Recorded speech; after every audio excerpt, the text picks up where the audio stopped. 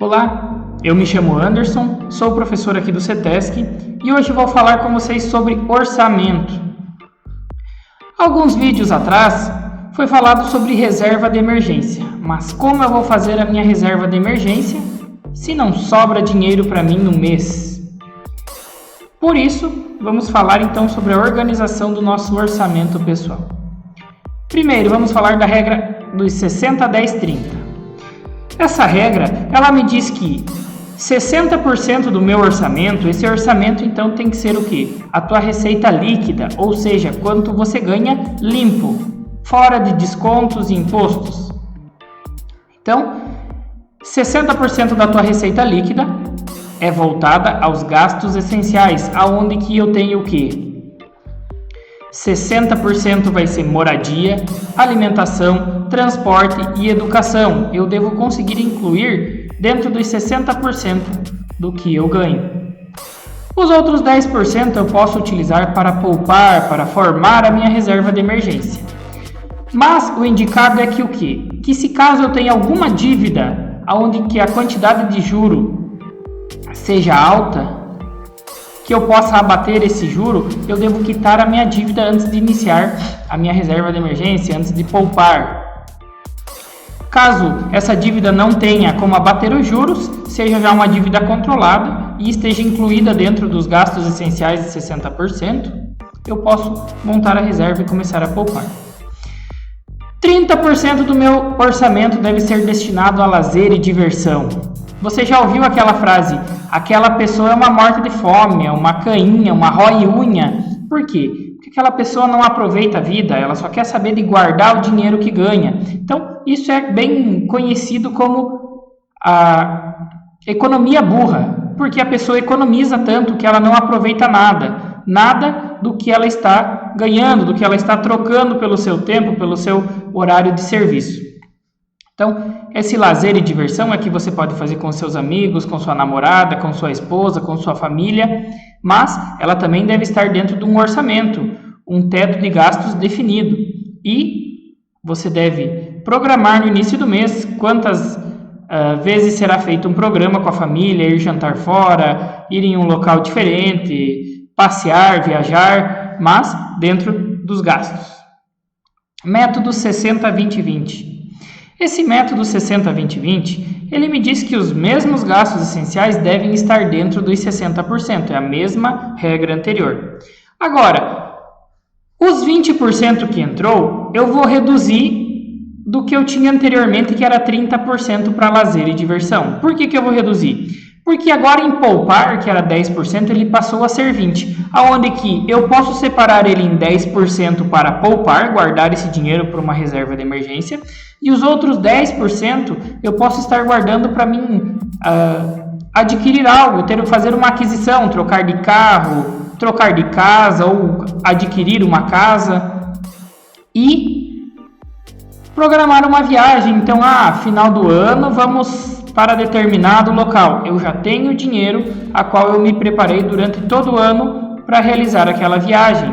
Até eu posso me programar e comprar antecipadamente um pacote de viagem onde que eu tenho desconto antes de comprar em cima da hora. Marcar uma hospedagem em algum hotel, em alguma pousada, bem antecipado eu vou ter um desconto melhor do que deixar para marcar na última hora, às vezes em época de temporada ou não. E a última parte, o lazer, ele é incluído diversão e educação. Então eu me programo para gastar esse valor que eu recebo, para mim poder adequar o meu orçamento. Eu posso variar essas porcentagens? Você pode variar conforme os seus objetivos. Eu posso separar em mais objetivos? Você também pode. Tudo tem que ser adequado ao seu orçamento. Você só não pode pegar o orçamento que você tem atualmente, digamos assim, que ele esteja descontrolado, e querer alterar os valores para dizer que você está dentro do teu orçamento. Então, a reserva de emergência é muito bom tê-la. Agora nós vamos ver um exemplo de uma planilha de gastos, onde que eu tenho o quê? Separado por gastos alimentação, transporte, moradia, outros, e aqui o resumo geral de cada um. E o poupar. Aqui, essa pessoa ou essa família, então é um exemplo. Eu coloquei que eles ganhavam em torno de R$ 2.285.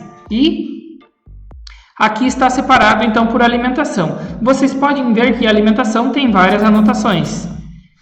Aí eu coloquei assim por quê? Porque cada vez que você compra alguma coisa que você gasta no mercado, o ideal para você ter o teu controle é que você anote, sempre pode ser numa planilha, num papel, num aplicativo para o celular. Por quê? Porque caso você não anote, você não vai lembrar de todos os gastos. Vai chegar final do mês ou início do outro mês e vai dizer: mas eu não sei aonde que foi o meu dinheiro. Por quê? Porque você não colocou o controle. Mesmo aqueles gastos de 2, 3, 4, 5 reais, é ideal que você faça, anote. Por quê? Porque às vezes aqueles pequenos gastos com valores baixos, o cafezinho, o lanchinho, um pastel ali, ou algo baratinho que foi comprado que você não anota, que quando chega ao final do mês ele vai pesar no teu orçamento.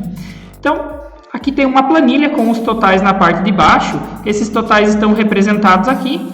E aqui nós temos as porcentagens que cada um deles representa. Então, alimentação 31%, transporte 17%, moradia 30%. E aqui nós temos a parte de outros e o poupar. Se eu fosse somar aqui, só tendo alimentação e moradia, eu já excedo os meus 60%. Eu tenho quase... eu tenho 89%, quase 90% aqui. Se eu pegar desde a parte do outros até a alimentação, dá 92%, 91%. Então, esse orçamento eu poderia adequar. Ah, mas eu não posso adequar meu orçamento porque não tem como eu reduzir os gastos. Então, você tem que analisar se não tem como reduzir mesmo. Aqui, por exemplo, eu coloquei que teve um serviço de manutenção no carro. Nem todo mês você vai pagar manutenção, mas você deve estar preparado, porque todo ano você tem IPVA. A cada 6 meses ou 10 mil quilômetros do seu carro, você tem que fazer uma revisão, troca de óleo. E moradia. Ah, eu não pago aluguel, mas eu pago a prestação da minha casa. Então, a mesma deve ser incluída aqui no orçamento. Gastos com reparo, pintura, aquisição de algo para casa, você deve colocar tudo dentro do teu controle, para que você consiga realizar um gráfico e saber para onde que está indo o teu dinheiro e no que você está gastando. Qualquer dúvida em relação a essa planilha, você pode estar entrando em contato com o CETESC e falar com qualquer professor que ele lhe ajuda a fazer. Muito obrigado pela atenção.